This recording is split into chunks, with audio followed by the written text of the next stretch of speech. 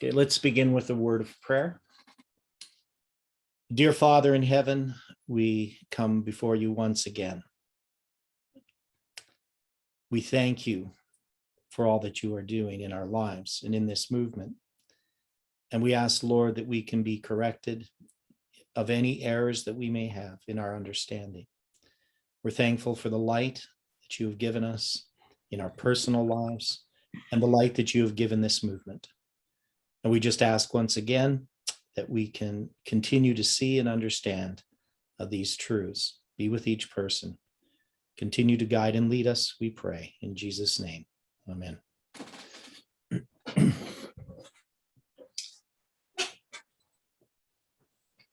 So good morning, everyone. Now, I can't remember which things we've studied of all these different articles that I've been reading through. Now, does this sound familiar? The following is some historical proof to show that the coming of the bottomless pit for the third woe begins in the 1970s. Did we read this before? Does anybody remember? I don't remember reading it. I don't recall this at all. Okay, so this is not Jeff. This is a letter that's written to Jeff. And yeah, I didn't think that we had read this, but I know I had looked at it and I wasn't sure whether we had or not together. So this guy says, I'm taking an Islamic history class this summer. In my studies, I came across much material that confirms our general position on the woes, giving more details to timing. Some of this may be new to some of your readers. If you decide to use this, it would be better to refer to me as the missionary to Rahab due to my continued work in, that's Kyrgyzstan. Our emails are being read over there. So, so this would have been Steve Dickey, I think, right? Possibly. Possibly. Okay. So in May, I purposely went to 5 mosques in Kyrgyzstan to speak to imams. I spoke openly about end time events for an hour to an hour and a half. Overall, I was well received in them, as we would expect from the story in Genesis about wild men and God hears and Rahab. I was not thrown out of any, but I specifically invited back. I think he means I wasn't specifically invited back to visit 2 in particular. In these, the imams were spiritual men, and I was received as a spiritual brother, like Esau received Jacob. Speaking about end time events gave me power. We can go in and bring out Rahab if we use Daniel and Revelation. At one place, they had a TV on, and I saw George W. flash by. So I spoke about Bush too. I took the local pastor once, and he had never been there, and a local lady with me one day. And my translator told me that one of the imams would have been receptive to the full message after 3 weeks if I were to stay there. The following is some historical proof to show that coming out of the bottomless pit for the third woe begins in the 1970s.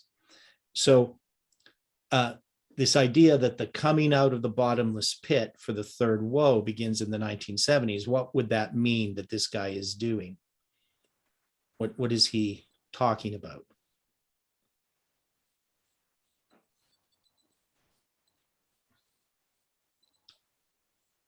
Because what's the coming out of the bottomless pit in Revelation 9? This is the arrival of Muhammad. Right. So he's going to make a parallel here. This is something I don't think we've ever done, where he's going to take the first 2 woes and he's going to use these characteristics. Really, he's using the trumpets because the coming out of the bottomless pit would be the 5th trumpet. And he's going to place that in the 1970s. So this is going to be these events where we see what's happening with Saudi Arabia and etc. and all the stuff dealing with Iran as well, right? Is that what he would be doing? Pretty much. Okay. So we believe the events of the first 2 woes are repeated in the third woe of Revelation 11:14. In the first woe, Islam, the religion, comes out of the bottomless pit. right? So he quotes Revelation 9:2. Note, the missionary to Rahab understands that the bottomless pit represents the geographical area of Arabia. So Jeff makes this note. So it's in Arabia that we see this happening. In the third woe, I propose that Islam, the religion, comes out of Arabia in a similar manner. Here are some of the notes that support this view. So he talks about the rise of Wahhabism, and he says, and he quotes here about the 1970s became truly transformative for Saudi Arabia and the Muslim world. The 1970s became a turning point in that the Saudi government decided to undertake a systematic campaign of aggressively exporting the Wahhabi creed to the rest of the Muslim world. So I know we looked at some of this that's in this issue. We just didn't look at this first part here. So what ends up happening is Wahhabism, and so I did some reading on this, in the 1970s, which is this aggressive sort of branch of Islam, it starts to spread this to the rest of the Islamic world, right? So we did some reading on that a little bit, if I remember correctly. So the main thing that I want to bring out here, though, is this idea that we're starting the third woe in the 1970s as sort of this progression, which is kind of a repeat of the first and second woe. So we often just look at the attack at 9/11 and we say, well, at 9/11, we had this certain characteristic that we would see in the first woe and certain characteristic that we'd see in the second woe. So the one is suddenly and unexpectedly, the other one is explosives. They come together at 9/11, right? That's how we would normally see the first two woes are repeated in the third woe.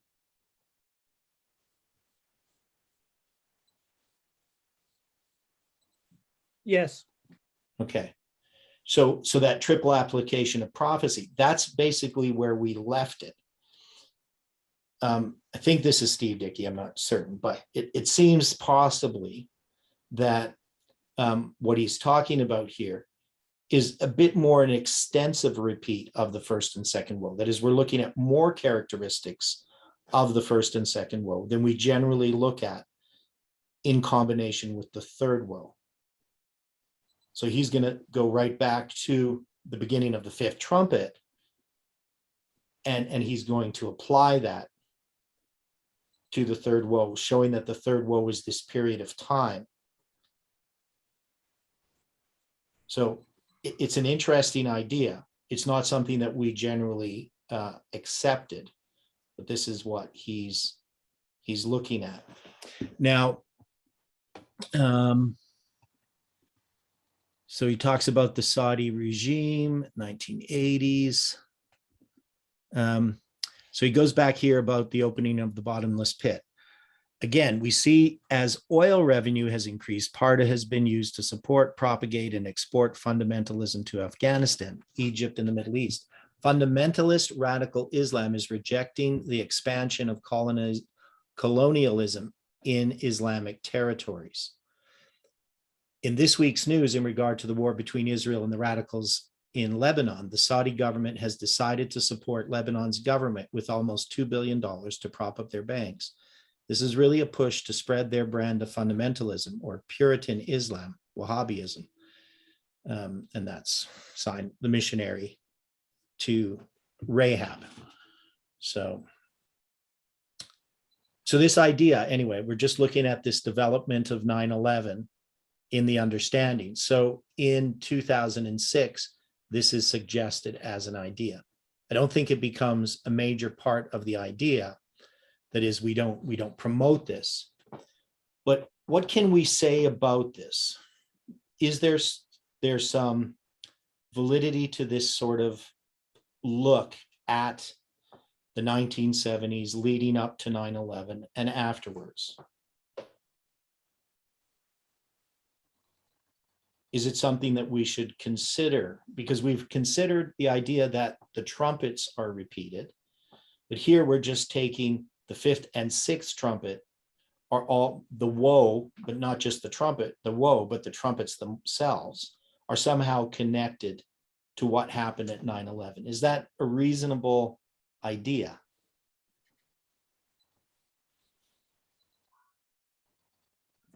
Yeah, I think it's a bit like us reevaluating the Millerite movement. You know, you're looking back to see if there's any other information that you haven't fully understand or gleaned from it that helps your perspective. Right. That's what we're trying to do. We're trying to understand how this fits onto the line and this progression. Because one of the things that we see in the repeat of the third angel's message, or at least the repeat of the first and second angel's message, which leads to the repeat of the third angel's message, is that you can't have a third without the first and the second. Now, we could just look at the first two woes as these historic events, and then the third woe is just something that comes along on September 11th. But we haven't really done that. We've said that the third woe, in order to apply it to September 11th, we've had to use a triple application of prophecy to do so.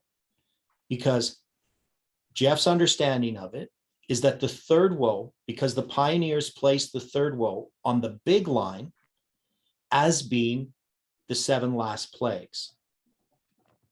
So Jeff wasn't comfortable using a repeat of the trumpets because he says the seventh trumpet hasn't been completed, because the third woe hasn't been completed. It's still the 7 last plagues. And so we're not going to have a repeat of the trumpet, but he could see that the characteristics of 9/11 related to Islam and related to the first two woes. And in order for him to then accept that 9/11 was the third woe, he would have to see it as a triple application of prophecy, a repeat of history. So this is the struggle that Jeff went through, as many people tried to get him to see 9/11 as the third woe. He didn't want to accept it. But now when Jeff starts to accept it, he accepts it on the basis of the triple application of prophecy. And that's very similar to the repeat of history we have with the first and second angels' messages, correct? That's an interesting application. Yeah, because we know that history is repeated. So in order for us to understand our history, we have to see it as a repeat of history. And that means it's not in and of itself waymarks on the big line. Because if we put 9/11, because this is part of the thing that we've come to understand, or at least to consider, and that seems reasonable, is that 9/11 is not a waymark on the big line in and of itself. It is a waymark that has to do with a repeat of history. And we come to understand that it's August 11th, 1840, which is a repeat of history. It's not, from Ellen White's big line perspective, an individual waymark. And it becomes part of the Sunday law.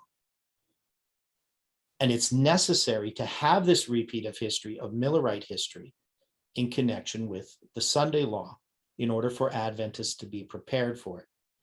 And this means that we can go back and look at Millerite history, at the history dealing with the end of the second woe, and we can apply it to 9/11, but we do so with a triple application of prophecy, that is a repeat of history. The third woe itself on the big line still would refer to the events of the 7 last plagues.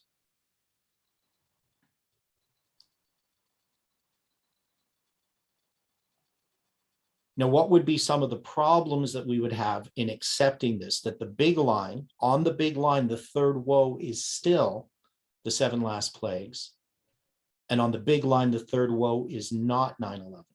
Where would be problems in our understanding in trying to look at it this way?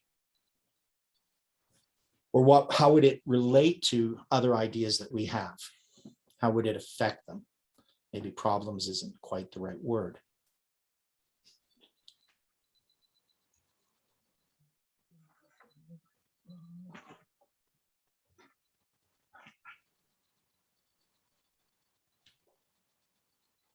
Because one of the things is we haven't really preserved the big line in its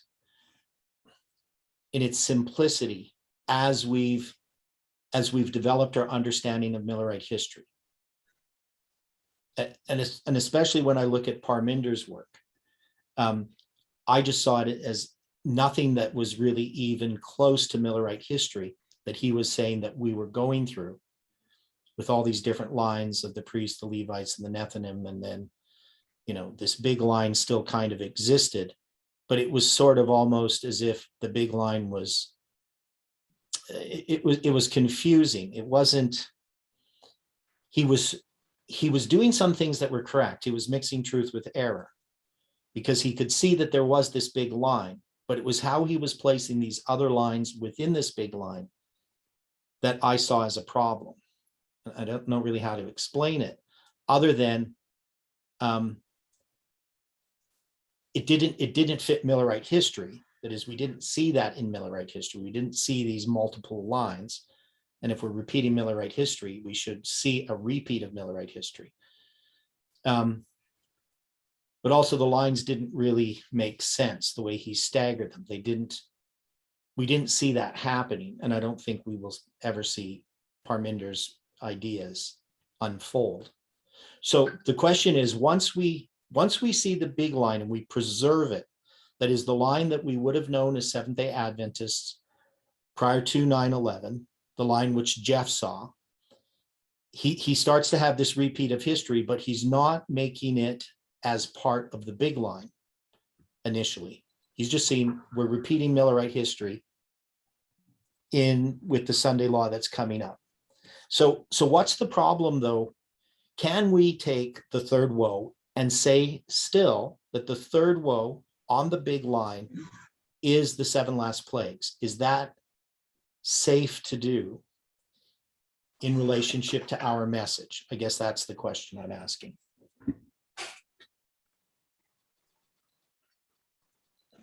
If I'm understanding correctly what we're doing as we're exploring these things, we're expanding and contracting a waymark. So you take a waymark, which is on the big line, and when you decide to look at it more in depth, you find more underneath the waymark that gives you understanding of that waymark. Yeah. That doesn't necessarily have to show up on the big line. So we expand it out, we look at it, it gives us more information on that waymark. We contract it again, then we go to the big line. And if we can do that with waymarks that have been done in the past, which is we go and look at them, we expand them out, we look at all the detail that was involved in locating it as a waymark. But once we've done that and we establish ourselves that we're correct in that, it contracts down to be just that single waymark on the big line, and we move to the next waymark. So we're progressing through the history and examining our foundation by opening and closing a waymark to give us better understanding. And in doing that, we then can look forward and see, does that help us in how we look at things in the future? That's my concept. I don't know how right that might be. I think that's correct. Now, the other thing that we would have to say about that is the close of probation on the big line is when Michael stands up. But we do have a close of probation at the Sunday law for Seventh-day Adventists. And what we say about that is that one thing we say about it is that that waymark typifies what's going to happen when Michael stands up. So even the Sunday law waymark itself, in some way on the big line, is a zooming into the close of probation that happens when Michael stands up. That is, we can take all the history when the second angel joins the third angel in Revelation 18, that is talking about that whole history that includes the Sunday law itself and the close of probation. And in some ways, you could even include the 7 last plagues, the time of Jacob's trouble, and all of those things under that angel of Revelation 18. That Revelation 18 is not really just referring to a single waymark, it's referring to that whole history. But as we approach that history, Revelation 18 expands out, it unfolds as a progression of events at the end of time.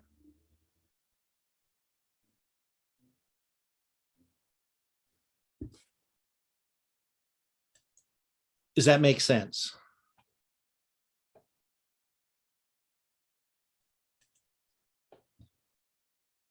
So I think so, based on the way we're trying to understand things.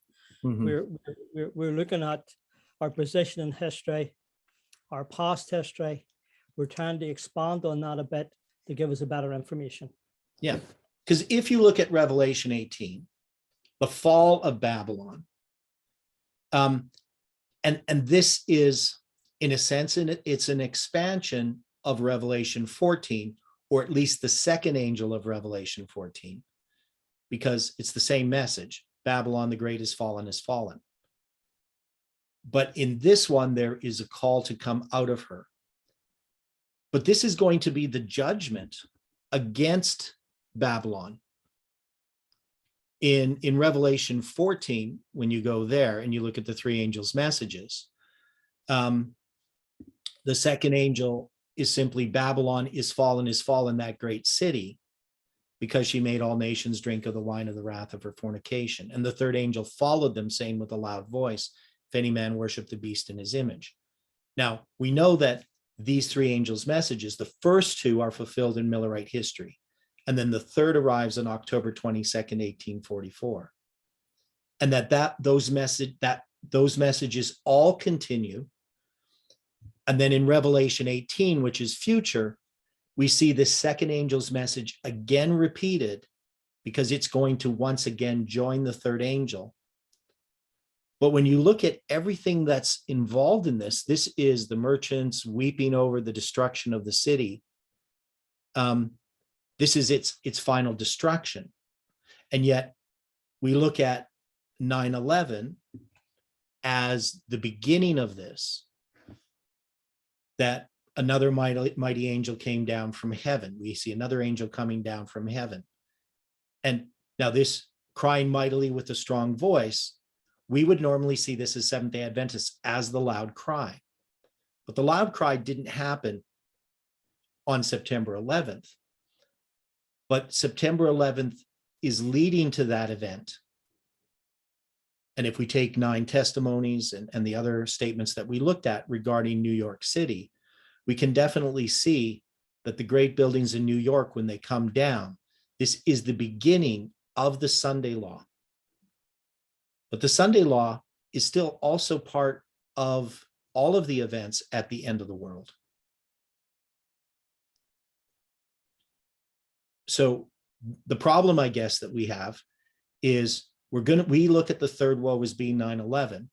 The pioneers looked at the third woe as being the 7 last plagues.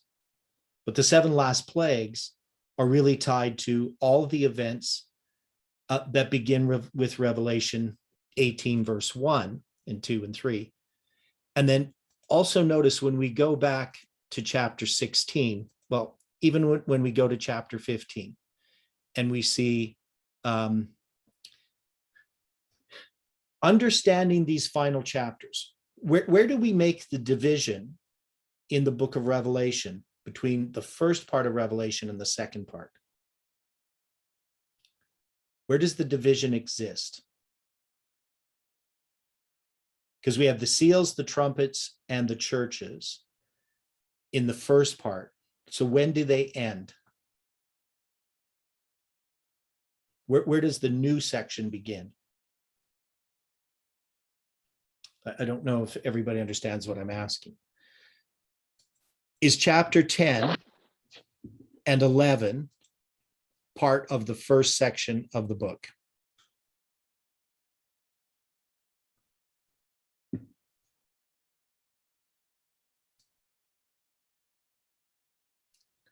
Seventh trumpet happens at the end of chapter 11.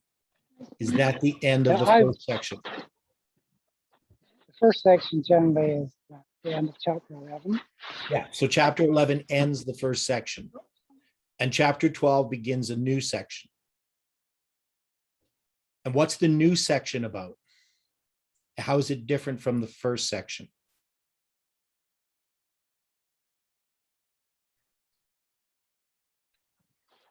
John, where you are?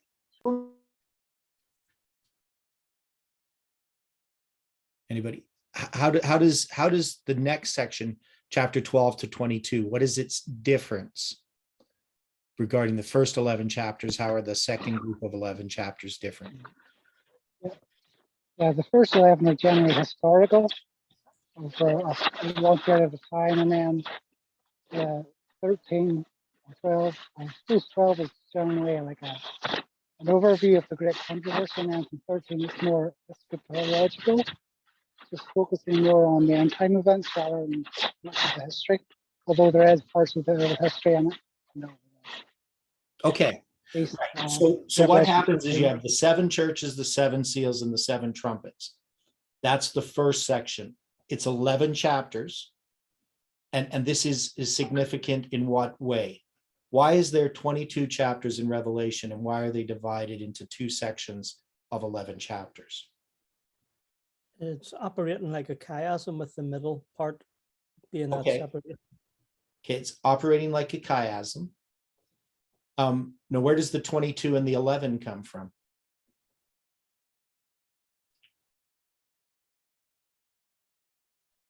Well, we see that in the book of Joseph, well, in the story of Joseph. Okay, in the story of Joseph, there's 22 years from Yes. his 2 dreams until they're fulfilled. And the butler and the baker's dreams are in the center of that 22 years. So there's 11 years to the butler and the baker dreams, and then 11 years to the fulfillment of Joseph's dream, right? Now, That's that's correct, not the yep. first place we get the 11 and the 22. Where's the first place?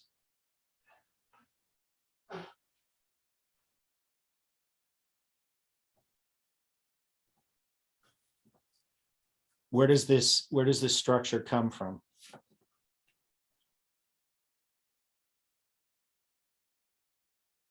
Okay, God declares the end from the beginning. Where's the 22 come from?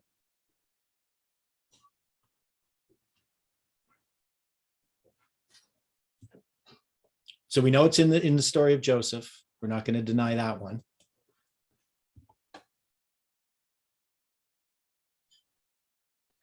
Is it in the story of the flood? The what? I'm asking, is it in the story of the flood somewhere? Okay, what about 22 generations? What's the 22nd generation? What's the 11th generation?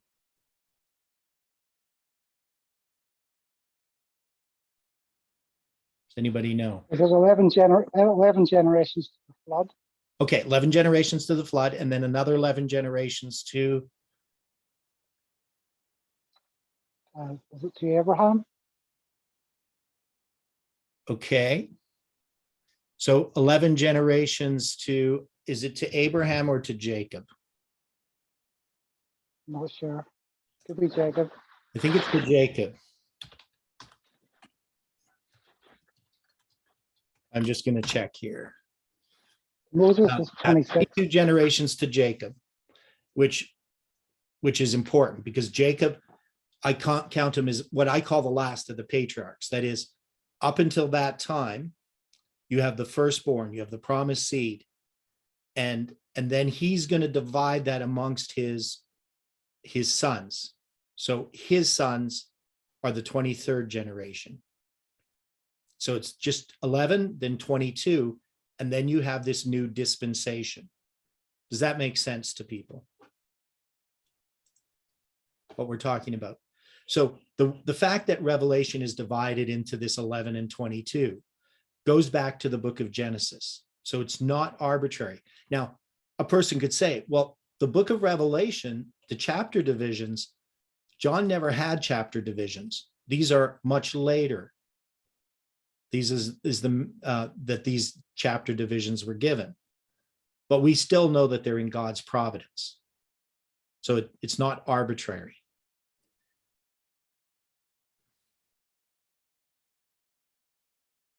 Okay, well, you count Abraham as 21 or 22.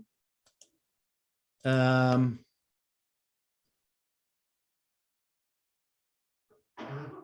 not sure. So we'll have to look into this. I always took Jacob as the 22nd,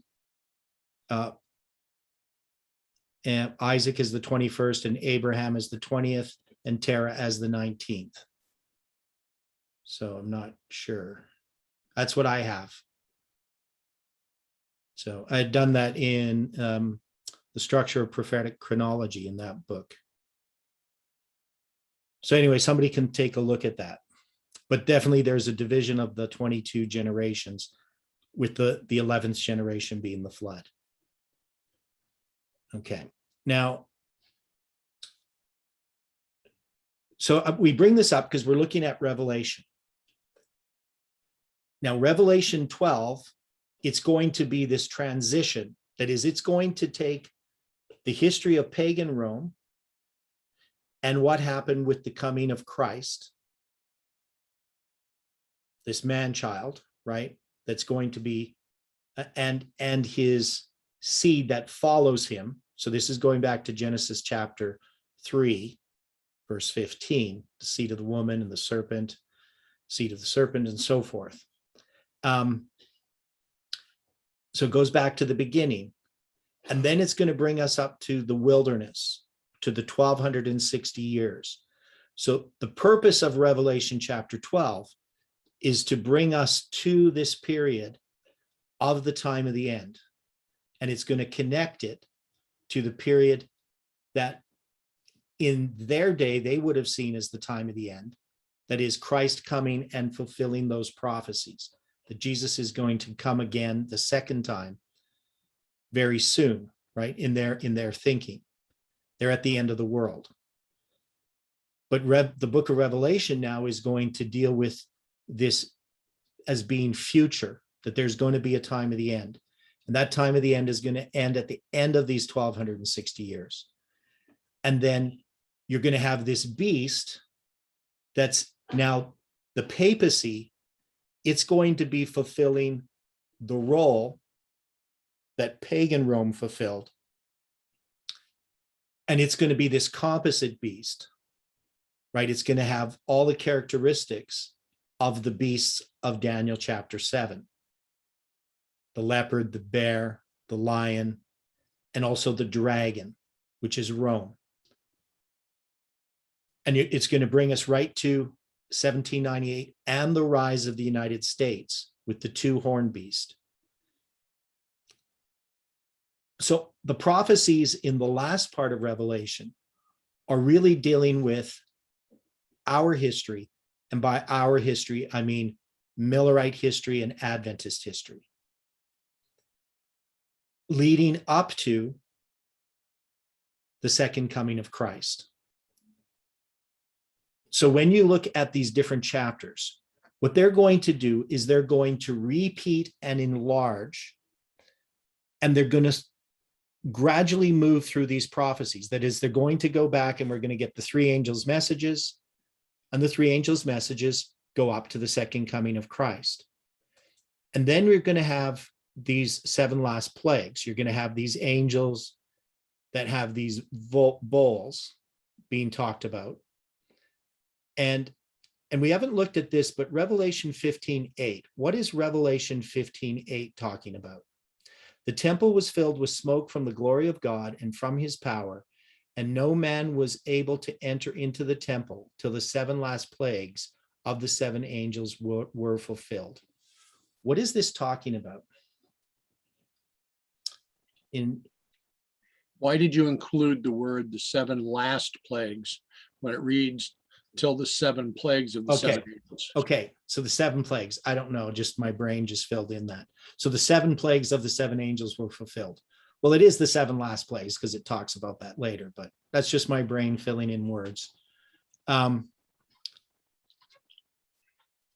what is this talking about? The temple was filled with smoke from the glory of God and from his power, and no man was able to enter into the temple till the seven plagues of the seven angels were fulfilled. What is Okay. this history? Yeah, Are we going to take this literally or are we going to take this figuratively? well, we're taking it figuratively. It's the book of Revelation. Okay, but I'm understanding that, but there is also literal application. Okay, so what's the literal? Well, if no man can enter the temple, that means that not even Christ could enter the temple at this point, which means that in support of what your brain had filled in, Yeah. this would be the time after Christ has stood up the final time, when he is about to change from his garments as the high priest to his garments of vengeance. Okay, and so we have the smoke filling the temple. So why is this happening? Why is the smoke filling the temple? Has not the censers been thrown down? Okay, yeah, I don't, because we'd have to go back to the censer and understand what that's referring to. So when was the censer thrown down?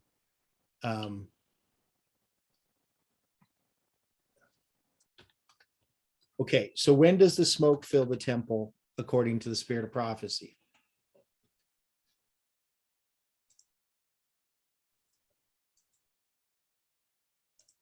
I presented what I would see it being. So if someone else has a counterpoint, I'm willing to listen. Okay. So I have to find this statement. So I'm gonna have.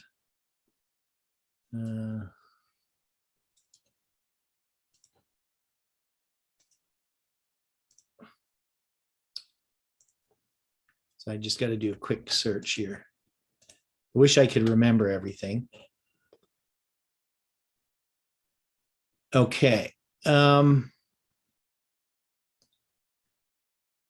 this is from the Signs of the Times, 1874. So this is the only one that I can get that just quotes this verse.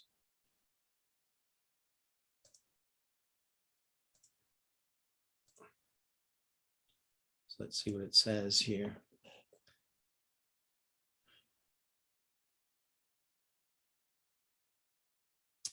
Because this is what I understood about the temple being filled with smoke. So Ellen White's going to go talk about Satan and his confederacy of evil have tempted the world to believe lies. They tempted Adam and Eve in Eden.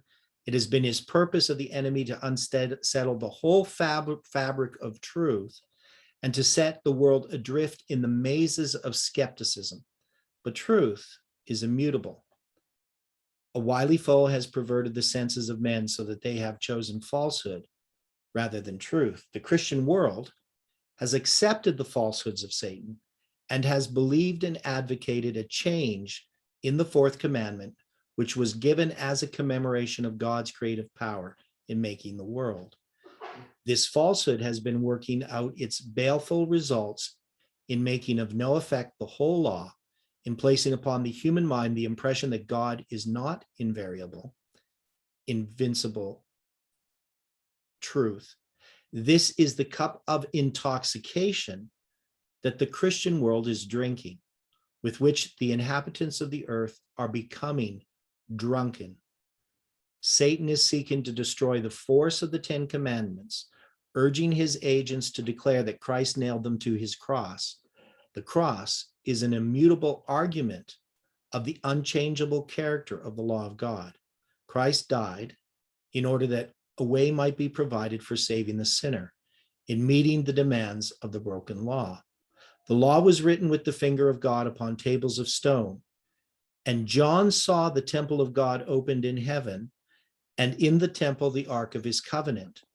I looked, and behold, the temple of the tabernacle of the testimony in heaven was opened, and the temple was filled with smoke from the glory of God and from his power, and no man was able to enter into the temple till the 7 plagues of the 7 angels were fulfilled. In the book of Revelation, the prophet describes the scenes of the gospel age, and he sees in heaven the ark of the testimony. There the holy law of God shines in holy dignity, just as when God wrote it with his own finger on the tables of stone.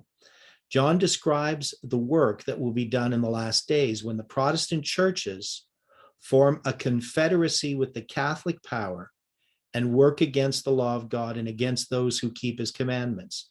John says, the dragon was wroth with the woman and went to make war with the remnant of her seed, which keep the commandments of God and have the testimony of Jesus Christ. Now, so there's lots here about the Sabbath. So what is Ellen White doing with this statement? How is she connecting this? The temple was filled with smoke. What verse is she connecting it to? It doesn't tell us the verses here.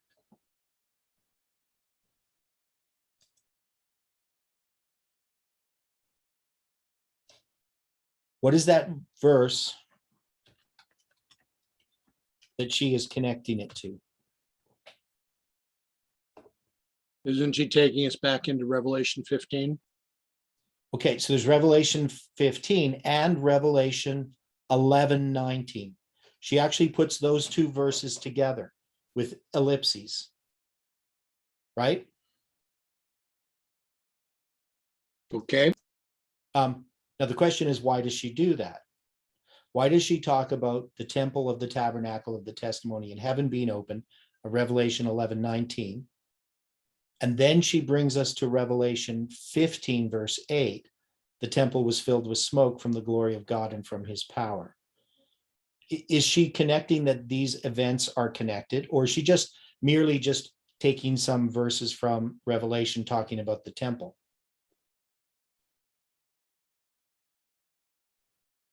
Or is it possible the smoke is figuratively representing the truths of the 10 Commandments of God?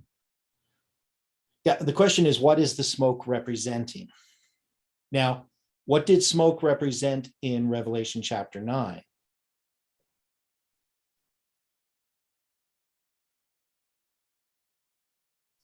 It represented false doctrine, right? Yeah, the teachings. But this is the smoke from the glory of God. So what is the smoke from the glory of God? What is the temple that's being talked about? Now, I know we could look at this in some sort of literal sense, but this is referring to a period of time, because all of Revelation is referring to a period of time, and it's using the temple symbolism. So when would you have the temple filled with the smoke of the glory of God? Why would you have that happen? When God was present there, right? Okay, so this is God's glory. This is the high priest going into the most holy place on the Day of Atonement. When it says no man was able to enter into the temple, I don't think this is referring to Christ. The smoke was connected with a change of dispensation. Okay, 'Cause change when of you had dispensation.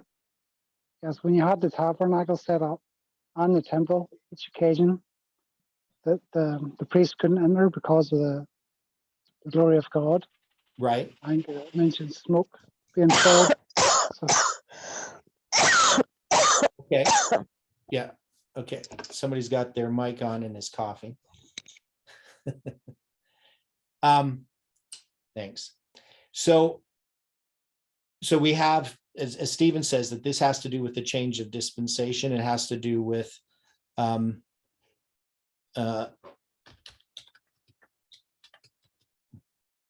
just going to see if I can find that verse. Okay, I can't find it there, but maybe do it this way, because it's not going to use the word smoke, but it's going to use, we have Exodus.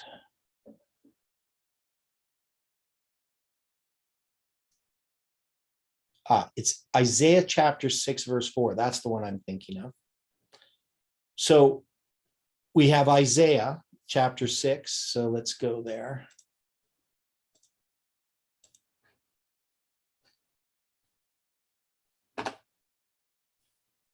In the year the king Uzziah died, I saw also the Lord sitting upon a throne, high and lifted up, and his train filled the temple. And above it stood the seraphim. Each one had 6 wings. With twain he covered his face, with twain he covered his feet, with twain he did fly. And one cried unto another and said, Holy, holy, holy is the Lord of hosts. The whole earth is full of his glory. And the posts of the door moved at the voice of him that cried, and the house was filled with smoke. Then said I, Woe is me, for I am undone, because I am a man of unclean lips, and I dwell in the midst of the people of unclean lips. For mine eyes have seen the King, the Lord of hosts. Then flew one of the seraphim unto me, having a live coal in his hand, which he had taken with the tongs from off the altar. And he laid it upon my mouth and said, Lo, this hath touched thy lips, and thine iniquity is taken away, and thy sin purged. What is this scene in Isaiah chapter 6?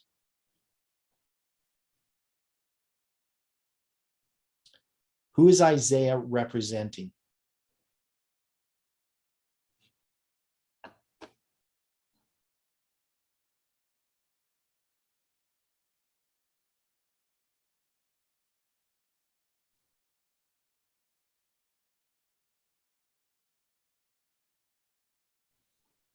We had connected this year experience of Isaiah to Daniel as communist was turned into corruption, and Peter when he said, "Apart from me, I am a man of unclean lips."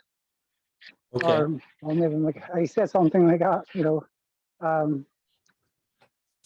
So we connected. We give a label of like the Mara experience. Right. So, and in Where- this movement, where do we place that?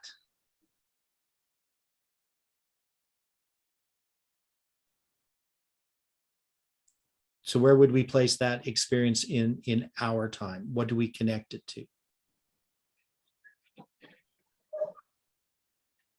Well, you can maybe see some application to Jacob's time of trouble. Okay. Um, So we can place this to Jacob's time of trouble. This is this experience called the time of Jacob's trouble. We can connect it to that. But we place it here in our movement. It has to happen before, because he's going to go through this cleansing process, and then he's going to be giving a message, right? Yes. So this has to happen before Jacob's time of trouble in an application. When we take it with Isaiah, he's going to be giving a message. Yes. Okay. Does this have anything to do with this movement then? It would be the true doctrines if the smoke in the other example was false doctrines and wine, etc. This would be the true doctrines. It would represent, in my eyes, sort of the latter rain message. Right. And this is the latter rain message, but it also has accomplished its work.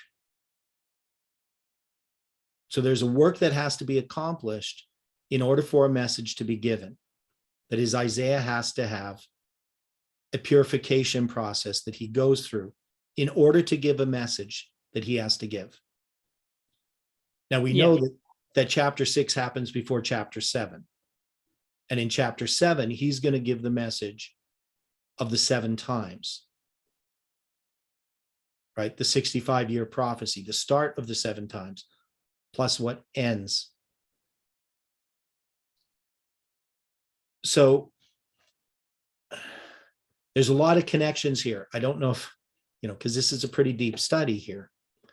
But what I want to get to is that when we start to look at the latter part of Revelation, all of these things are talking about God's goal, which is the purification of his people. So we can see that the smoke filling the temple in Revelation 15:8, Revelation 15:8 is the midnight cry message, is it not?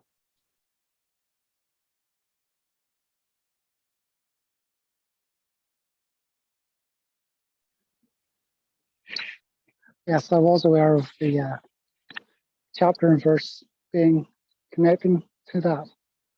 Okay. And we can But also, see what? continue. Sorry. No, just go on.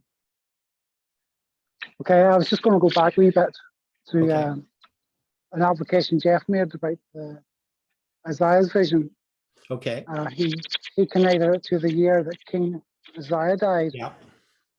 and I think that was he's relating his death to being maybe like the United States, because it was a time of great prosperity Mhm. and sort of seeing the economic aspect and sort of him dying as something being related to that. Right. So in order, this is relating to the end of the United States. That's the way that we would look at the death of King Uzziah. So this is all connected to the Sunday law.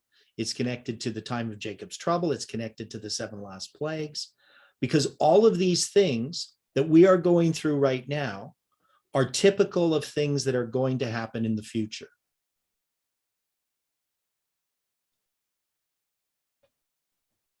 Is that how we would look at it?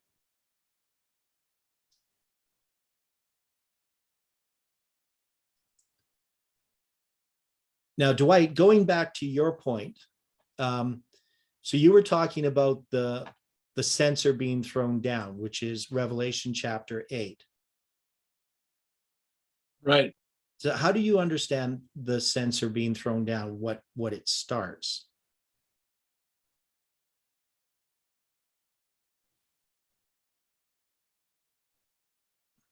What time period do you put that in?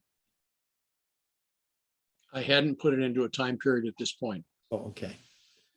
So you're No. just saying we have the smoke filling the temple that has to do with, you're connecting that to the altar of incense smoke? I'm connecting that to one of the final acts on the Day of Atonement. Okay. Now, take a look at your email.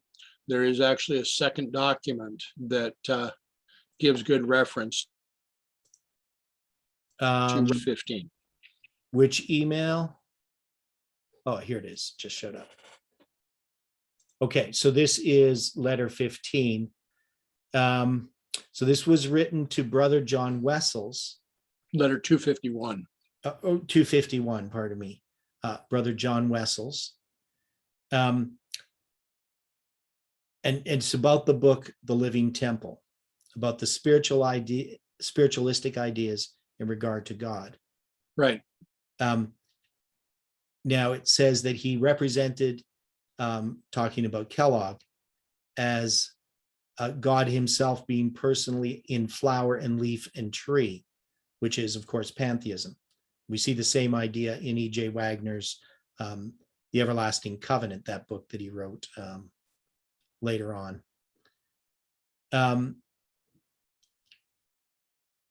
So this is the letter where she talks about how the living temple is, these expressions or sentiments regarding God are a deception. And she says she's written more than 100 pages bearing on this subject. So that's the context of this, this statement that we just read. So she's going to go through, I don't know if we should read this whole thing, but she goes through the 3 angels' messages. And then that's where she's going to give this quote, where it says, "And after this I looked, behold, the temple of the tabernacle of the testimony was opened, and 7 angels came out of the temple, having set the 7 last plagues, clothed in pure and white linen, and having their breasts girded with golden girdles. And one of the 4 beasts gave unto the 7 angels 7 golden vials full of the wrath of God." So this temple of the tabernacle of the testimony being opened in heaven is actually in Revelation 15, verse 1, not Revelation 11:19. So I made a mistake there. So Revelation 15, wait. No, she is connecting this. So why is she just throwing this in there? So hang on. I'm gonna look back here.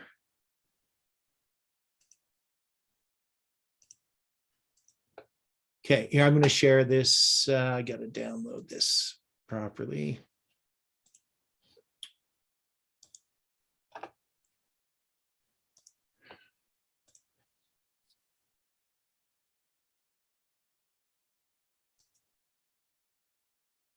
That's not the one I want to look at. Where's the one I want? This is completely other different thing. Here it is. Okay.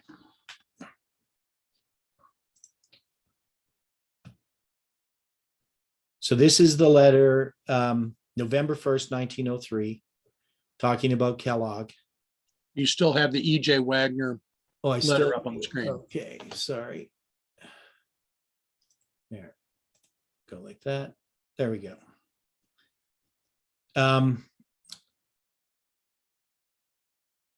So here it says, and after I looked and behold the tabernacle, the temple of the tabernacle of the testimony was opened, and the seven angels came out of the temple, having the seven last plagues, clothed in pure and white linen, and having the breast girded with golden girdles. And one of the four beasts gave unto the seven angels 7 golden vials full of the wrath of God, who liveth forever and ever. And the temple was filled with smoke from the glory of God and from his power. And no man was able to enter the temple till the 7 plagues of the 7 angels were fulfilled. So this part of this here, so it says Revelation 15, 1-8. And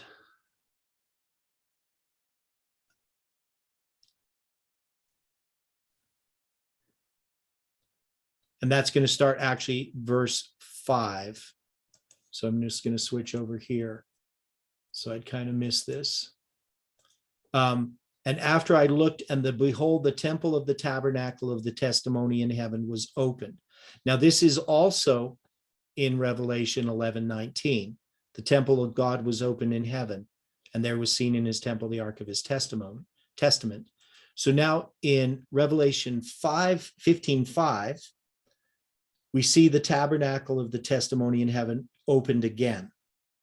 So when is it opened in 11:19?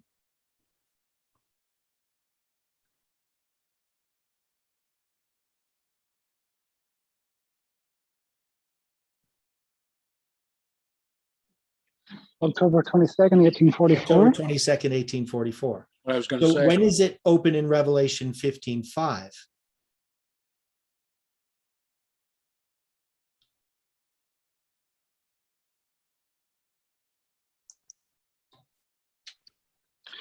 Seems like it's the close of probation. Yeah, this would be the close of probation, wouldn't it?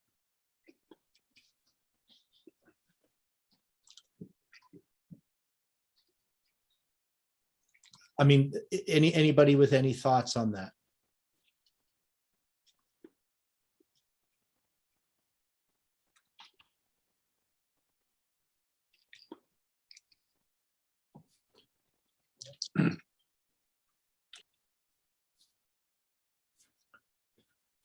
I know we're kind of all over the place here. We're trying to tie some threads together. So when it's filled the smoke with the glory of God, would not this be the time during which the plagues are being poured out? Okay, I would agree with you. But I'm looking at manuscript number 2, 1849, first paragraph. Okay, manuscript number 2. Okay.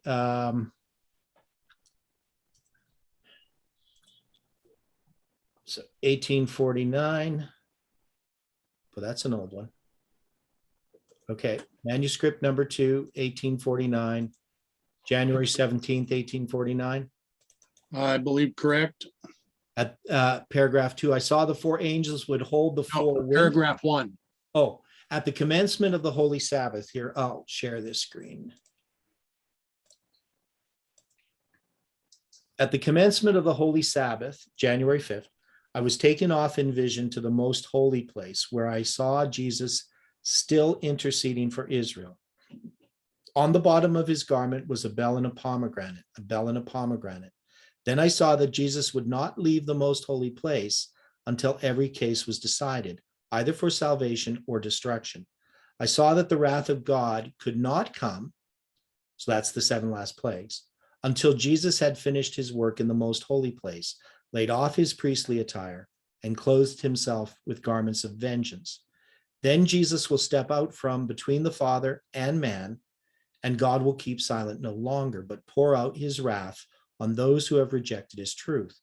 I saw the anger of the nations, the wrath of God, and the time to judge the dead were separate events, one following the other. So when she's talking about the anger of the nations, or the angering of the nations, and the wrath of God, and the time to judge the dead, she's talking about the angering of the nations is the time that's connected with the woe, isn't it? The third woe? I would think that's possible. Yeah. Now the wrath of God is the 7 last plagues, and the time to judge the dead. Now this could be different things that she's talking about, because you could be talking about the wicked dead or the righteous dead, but I think here she would be referring to the wicked dead, correct? At least that's what I would assume based on what she's talking about, the characteristics. I would These think were- that that portion deserves a little bit more investigation. Okay. But they were separate events, one following the other. So I would think the angering of the nations, then the wrath of God, then the time to judge the dead would be the progression of events. Because the time to judge the righteous dead has already begun. That's October 22nd, 1844. So I don't think she would be talking about that.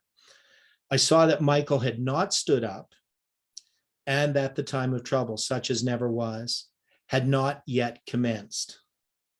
I saw the nations are now getting angry, but when our high priest has finished his work in the sanctuary, he will then stand up, put on the garments of vengeance, and then will the 7 last plagues be poured out. I saw that the 4 angels would hold the 4 winds until Jesus' work was done in the sanctuary. Then the 7 last plagues will be poured out. These plagues enraged the wicked against the righteous, and they thought that we had brought the plagues down upon them. And if they could rid the earth of us, then the plagues would be stayed. Right. And it's going to talk about the death decree, etc. So, so you brought this up. What point particularly? There's lots of points in here. You were giving a comparison with Revelation 15. Okay. So when our high priest has finished his work in the sanctuary, Mhm. then he will stand up and put on the garments of vengeance. After those actions are taken, then the 7 last plagues are poured out. So if we're following this in a progression with Revelation 15, the smoke must fill the temple, and then Christ does what we've just outlined here. Yeah, I would think so. So the temple being filled with smoke would happen at the close of probation. Right. Yeah. Okay.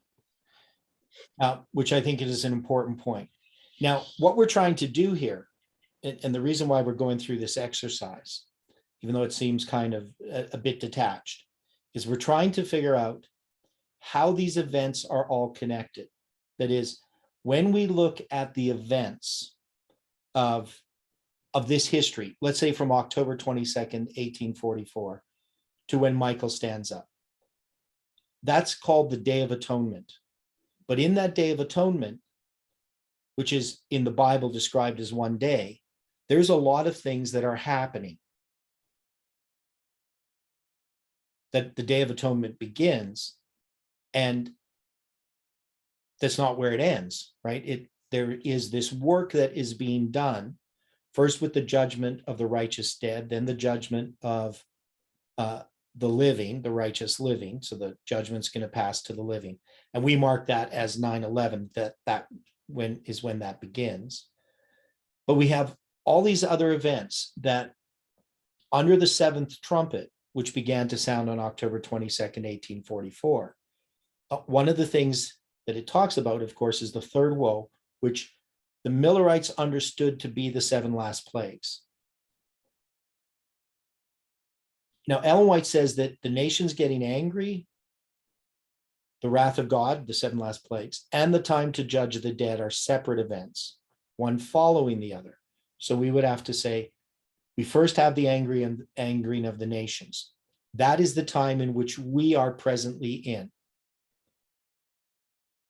The wrath of God is going to happen after the close of probation. And then after the 1,000 years, then that's the time to judge the dead, or in some ways during the 1,000 years. So these are separate events, but are they connected?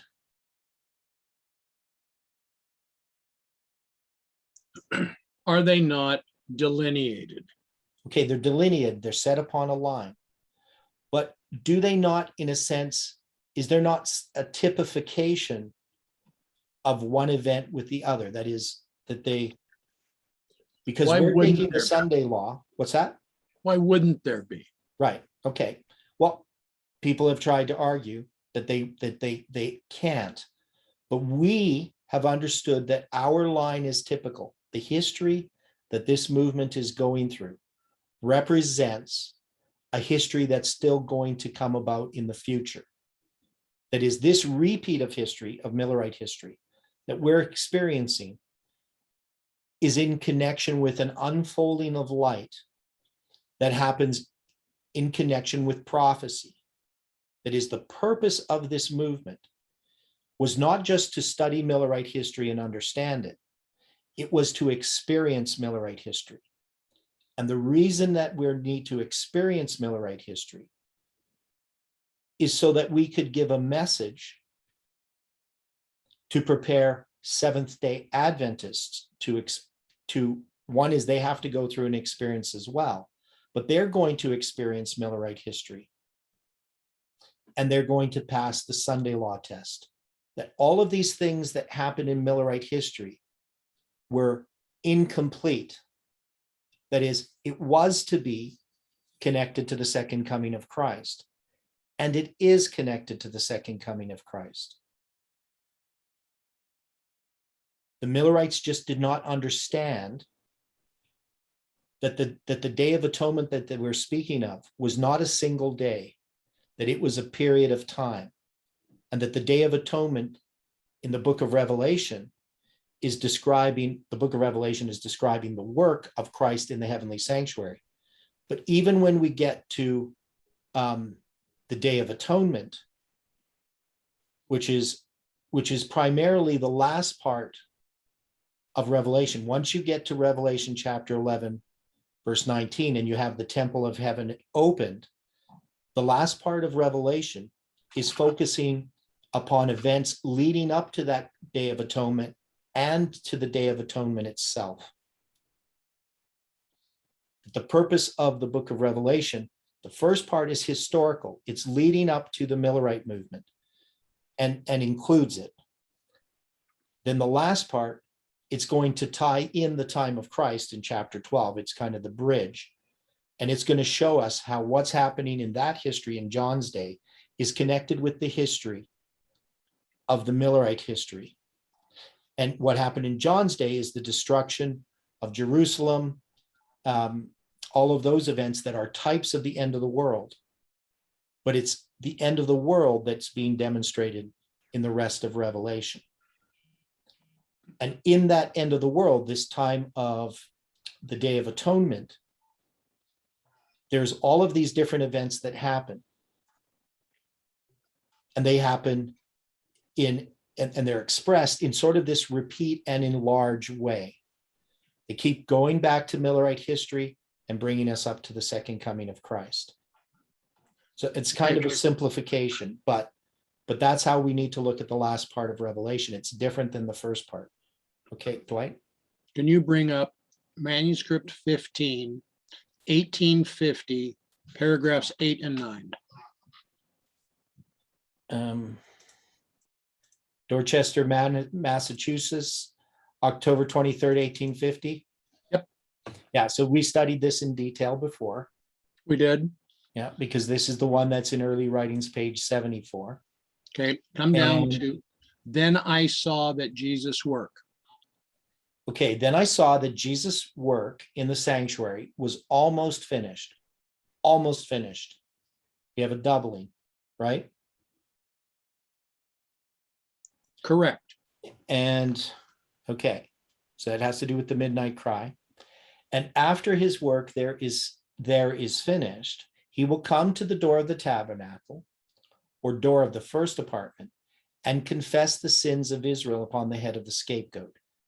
Then he will put on the garments of vengeance. Then the plagues come upon the wicked, and they do not come until Jesus puts on the garments of vengeance and takes his seat upon the great white cloud. Then, while the plagues are falling, the scapegoat is being led away. He makes a mighty struggle to escape, but he is held fast by the hand that bears him away. If he should effect his escape, Israel would be destroyed or slain. I saw that it would take time to bear him away into the land of forgetfulness after the sins were put upon his head. So we had looked at this in our earlier studies regarding when we were looking at early writings, page 74.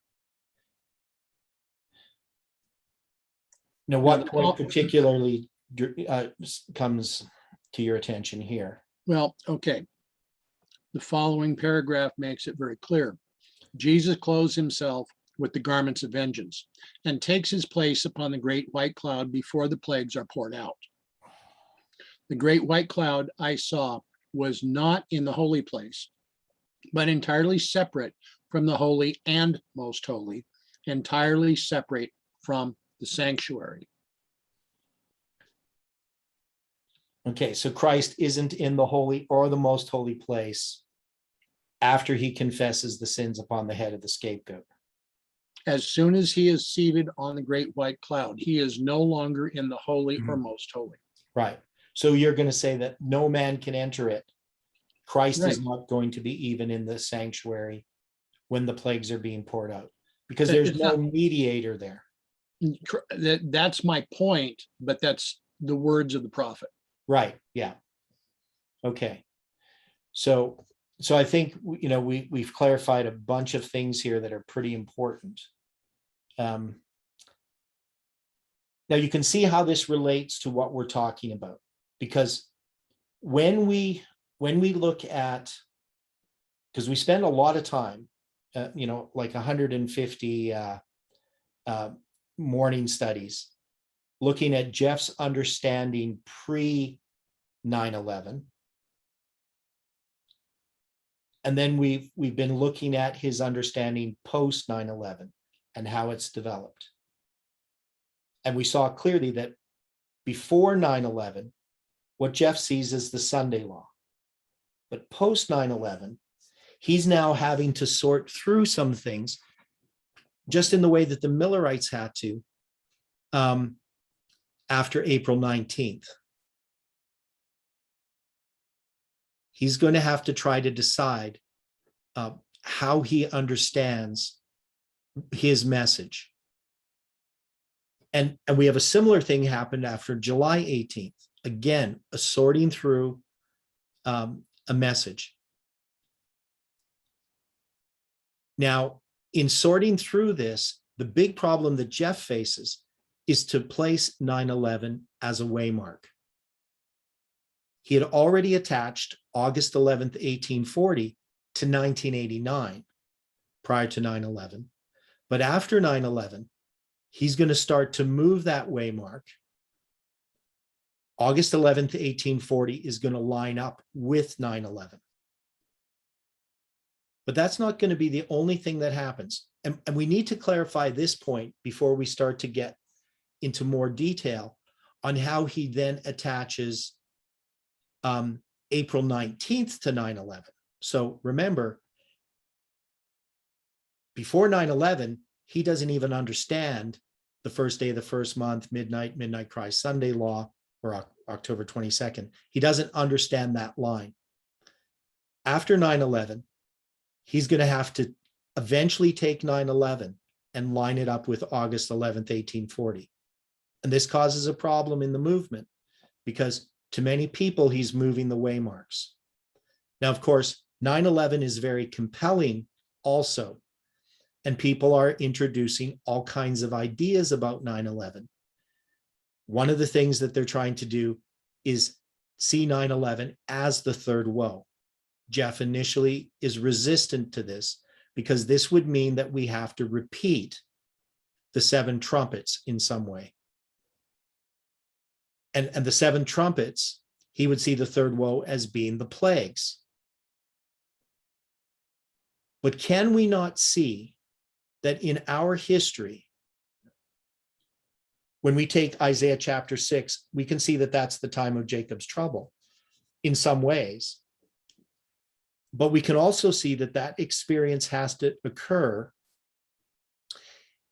in a typical way within God's people prior to them giving the message of the loud cry. That is, in order for us to give a message, we have to go through an experience. And this is the 3-step testing prophetic message. When we get to the close of probation, all of the work that has been accomplished under the first 2 messages, and that is demonstrated partly in the giving of the loud cry, is finished with the time of Jacob's trouble. That we look at the close of probation, Michael standing up is sort of just this waymark that divides everything. But can we not see that the close of probation, Michael standing up, is not a division of something? It is, but that it's actually a part of something, that it's in the middle of something. You understand what I'm saying?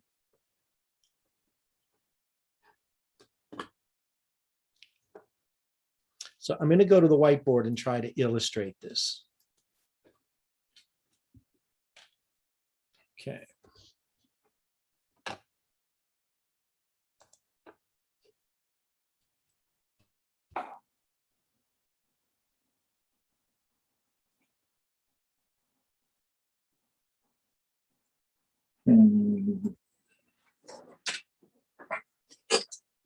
Okay, so we have all this stuff from before on the whiteboard.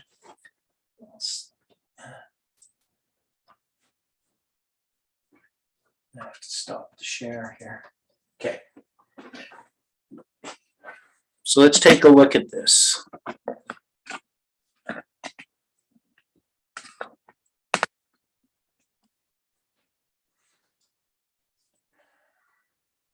When we look at our line and we go time of the end, Sunday law, close of probation. This is Jeff, 1993. And we look at each of these waymarks. What do these waymarks represent?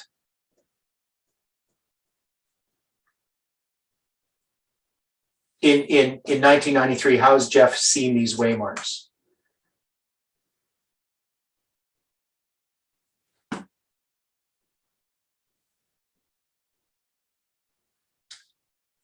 Okay, look on this line. He's got the time of the end here, the Sunday law, the close of probation. What are these waymarks to Jeff in 1993? What are these?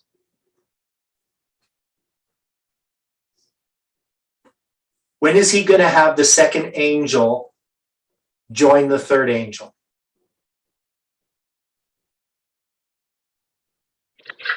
Sunday law. At the Sunday law.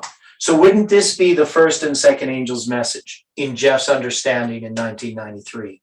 And not just then, even 96, but we saw this when we studied his understanding in 93.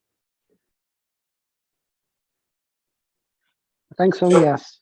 So in 1993, Jeff was taking Ellen White's statement about the midnight cry paralleling the loud cry. And he was just doing this. That in order for that Millerite history being repeated, Mr. Millerite history was being repeated from 1989 to the close of probation. That's how he understood things. I think we saw that quite clearly. That he wasn't putting the first and second angels' messages before the Sunday law. Later on, he had this. Now, and that was in part, it started to develop a little bit before 9/11, that he understood that there had to be this work done for Seventh-day Adventists to prepare them for the Sunday law. And so even before 9/11, he started to take this idea that there was the first and second angels' messages doing this work before the Sunday law. Yet it still didn't change his initial understanding of this structure. But as time went on, it did. What he started to do is he would put the Sunday law as the close of probation.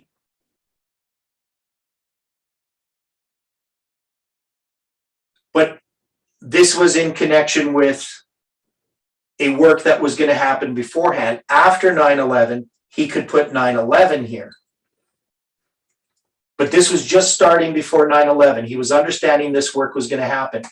But after 9/11, he could do this, correct?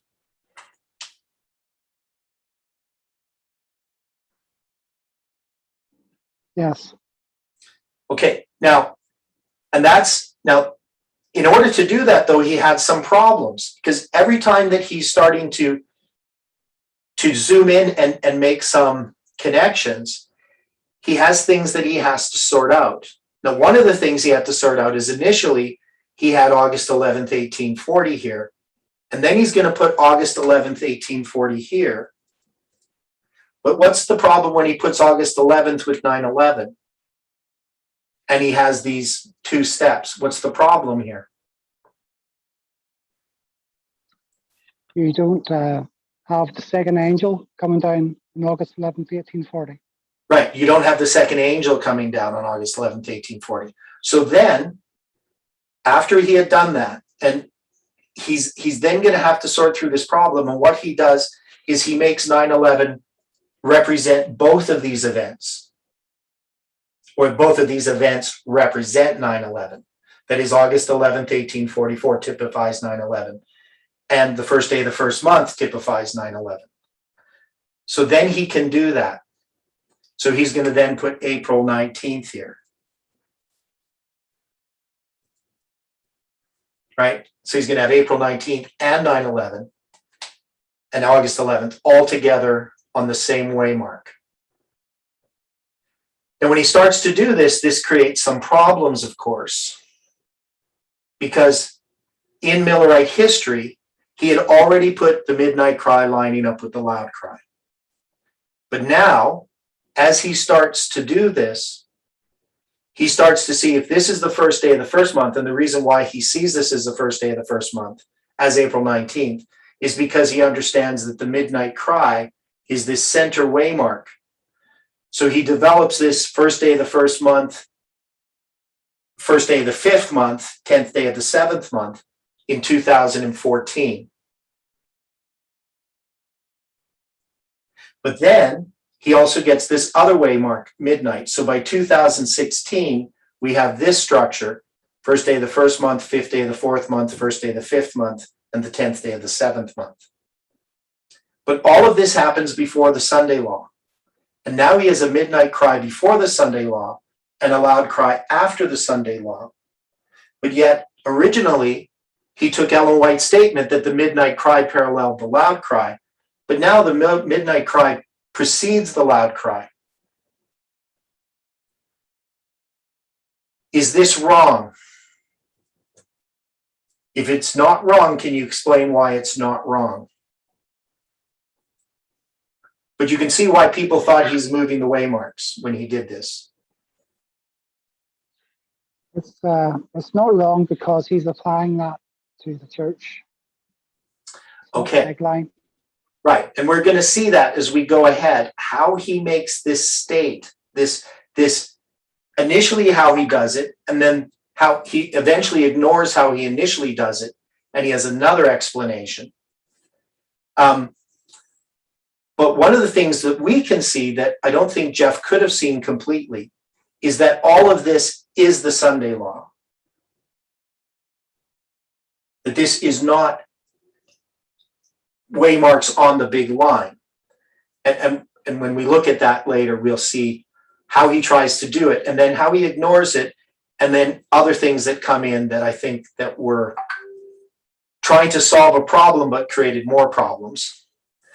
But one of the things we can see, the other point that we're just studying right now, is the 7 last plagues are the third woe. But we have this Sunday law, and we have this close of probation. And we look at these waymarks as if, well, here's the Sunday law, here's the loud cry, here's the close of probation. And now you begin the 7 last plagues. But the close of probation is something that happens on the Day of Atonement. And it marks an event on the Day of Atonement. But that all of this from, October 22nd, 1844 to the close of probation is the Day of Atonement. But also the 7 last plagues are part of the Day of Atonement as well, because we just read that in the Spirit of Prophecy. So all of this is the Day of Atonement. Can we say that all of this can collapse down to this waymark?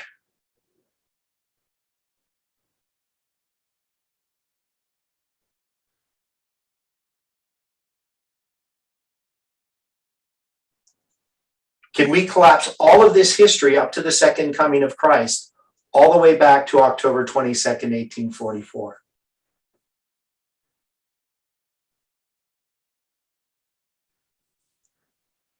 I think that's a question that we're going to have to consider.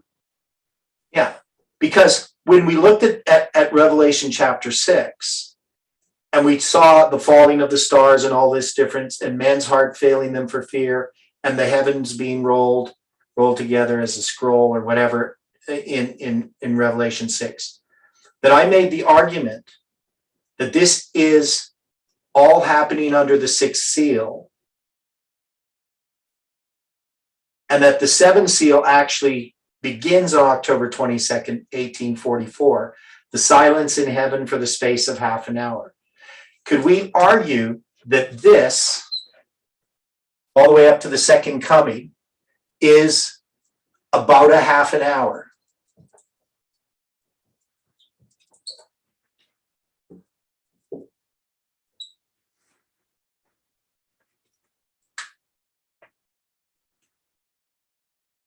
I don't know if I would be able to argue and prove that point. Okay. Do you think it's something that we need to look at and see how we could argue it? Yes, I think so. I think it's worthy of consideration. I think it's something that we have to understand about the Day of Atonement. And the question is, why about the space of half an hour? What does that mean? And we can know that silence can refer to the Day of Atonement. But the question is, what is that silence particularly?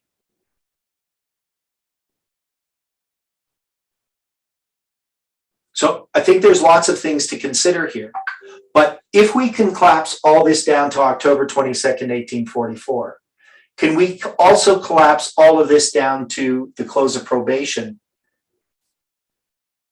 Or even collapse it all down to the second coming? Can we say that this is the period of the second coming, just in detail, as you zoom into that waymark? I think that's what we're coming to understand. I mean, what we're doing is we're just collapsing that down to a single waymark. If they had did their job or fulfilled their mission, that's where they would have been. The fact that it's being repeated means that we're just going through that same experience.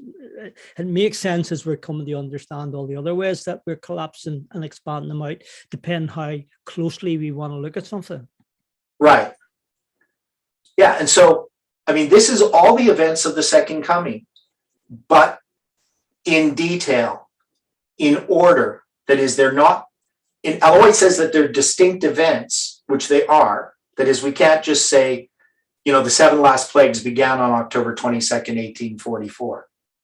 We can't say that, because she says there's the angering of the nations, the wrath of God, and the judgment of the dead. And they're going to come in their order, one after the other. So we know that there is an order here. But definitely when you zoom out, as the Millerites were doing when they're here, they don't see all of this, but yet they're not wrong. The Day of Atonement does begin on October 22nd, 1844.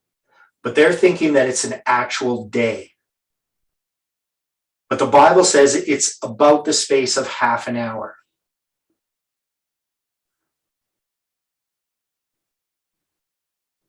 So how long is half an hour?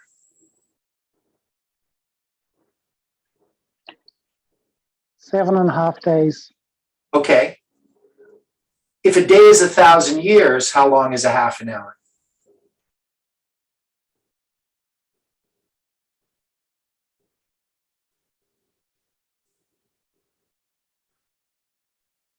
Seven and a half thousand. 7,500 days. Right? I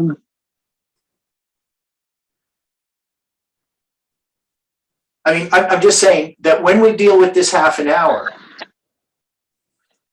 maybe there's other ways that we can look at it.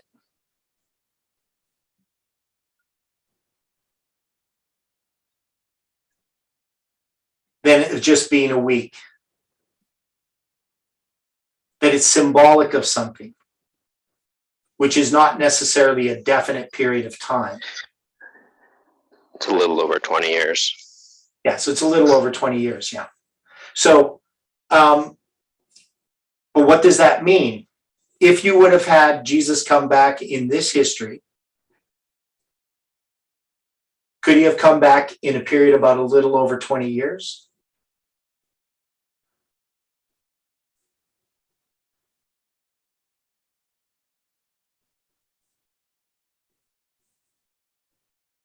Sorry, I missed that. Repeat that.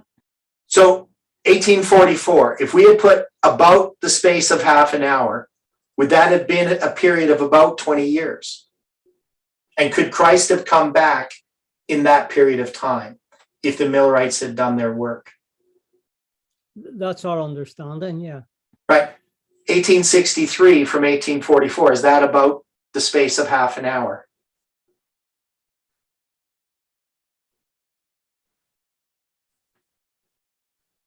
$19 years. Is that about the space of half an hour? If you have a day represents 1,000 years? Yes. Yeah. Okay.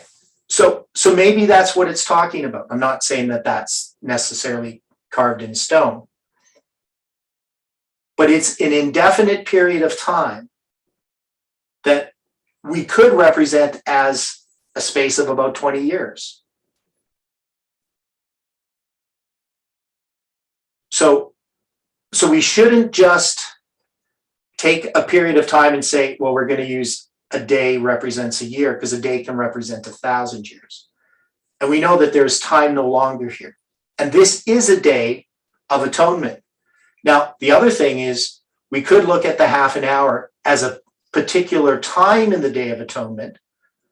We could look at it as, instead of this whole period, it could be just this period of the 7 last plagues as being about the space of half an hour as well.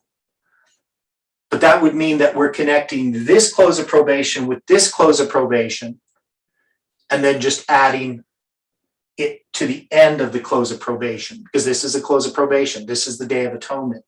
And we would just look at the end. So there are different options that we have to look at this. But my main point is that we need to see that all of these events are all connected, but they unfold as you move through prophetic history in a line. They're delineated as you pass through them. But before you pass through them, They just appear to be a point in time. Now, I remember Jeff was trying to use this idea of, the light clock and relativity, and that didn't make any sense to me. What makes sense to me is the idea that when you're far away from something, it can appear like a point, but as you zoom in, you can start to see the detail.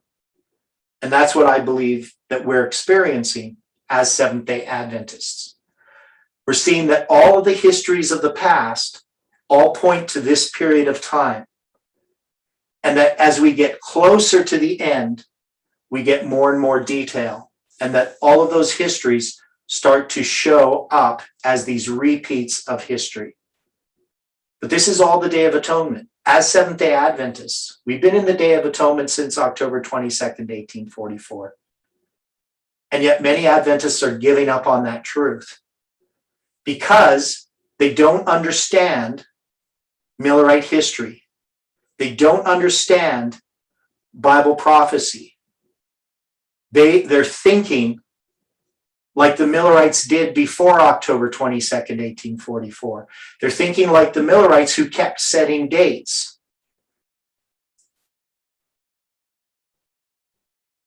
And so they've now just given up and not realized that we're in the stream of prophecy. We're in the stream of fulfilled prophecy. And that we should continue to see prophecy unfolding as we approach the second coming of Christ. And in order to see it unfolding, we have to understand the past. That is, if we don't understand the past, we won't actually recognize prophecy unfolding before our eyes.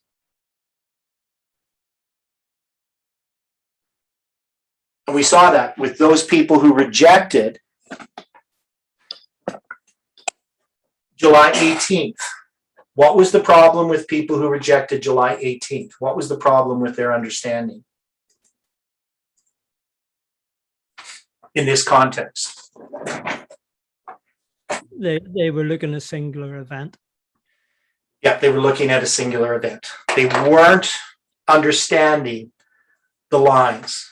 They were looking at believing that we were at some place in these lines that we shouldn't have thought we were. They didn't understand our line as typical. So hopefully that was helpful. Sorry, I took you over time here again. Let's close with prayer. And we'll pick these things up again tomorrow morning. Dear Father in heaven, we thank you for the study this morning. And we thank you, Lord, that you are giving us understanding of these things, even if it's only partial. We're thankful for your mercy towards us in allowing us to understand truth.